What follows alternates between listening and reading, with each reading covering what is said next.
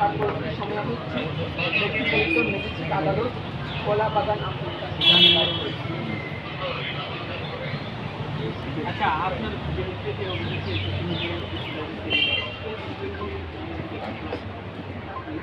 আমি ইতিমধ্যে বলেছি এবং আপনি হয়তো অনেকে দেখেছেন, রিসেন্টলি একটি অনুসন্ধানী প্রতিবেদন প্রকাশ করা হয়েছিল,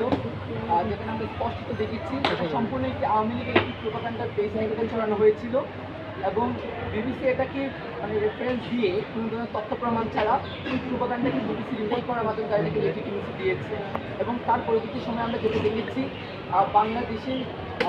অনেক সুনামধন্য মিডিয়া যারা হচ্ছে বিবিসিকে রেফারেন্স ধরে এটাকে চড়িয়ে দিয়েছে। বাস্তবিক অর্থে আমি এদের সাথে কোনো ধরনের কোনো প্রকার সম্পর্ক আমার ছিল না, এটা সম্পূর্ণ একটি গুজব ছিল।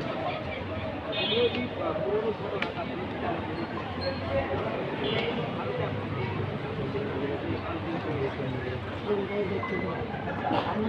যেটা আগে বলেছি, ভারতে আমি গিয়েছিলাম মূলত আমার চিকিৎসার কাছে।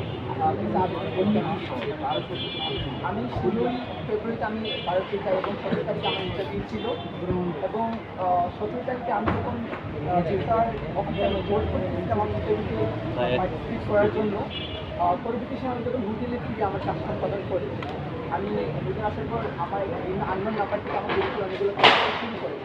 এবং যেখানে বিভিন্ন ধরনের ভয়ঙ্কর সার্কামস্টেন্স ক্রিয়েট করার চেষ্টা করা হয়, যেখানে বলা হচ্ছিল যে আমি দিল্লিতে আছি কিনা, উনি আমার একটু শুভাকাঙ্ক্ষী বাংলাদেশ হাইকমিশনে কাজ করছেন এবং আমাকে নাকি দিল্লিতে ছাত্রলীগের যে অবস্থান করছে তারা নাকি আমাকে লকেট করে ফেলেছে এবং আমি লাইভ রিস্কে আছি এবং আমি তাদের সাথে যোগাযোগ করার জন্য। পরবর্তী সময়ে খানিকক্ষণ পরে আমি আসলে জানতে পারি যে আমার একটি ভিডিও, যেখানে আমি দেখা দিয়েছি যে আমি ফিনল্যান্ডের বিটি সেন্টারে বসেছিলাম, একটি ভিডিও পিছন থেকে ভিডিও করেছে এবং এটাকে প্রচুর পরিমাণে টুইটার অ্যাক্সে ভাইরাল করা হয়েছিল এবং ভারতীয় সরকার দলীয় বিজেপি থেকে শুরু করে ওই দেশের বিভিন্ন নাগরিক, আওয়ামী লীগের প্রোপাগান্ডার বিভিন্ন সদস্য এটাকে ছড়িয়ে দিয়েছিল।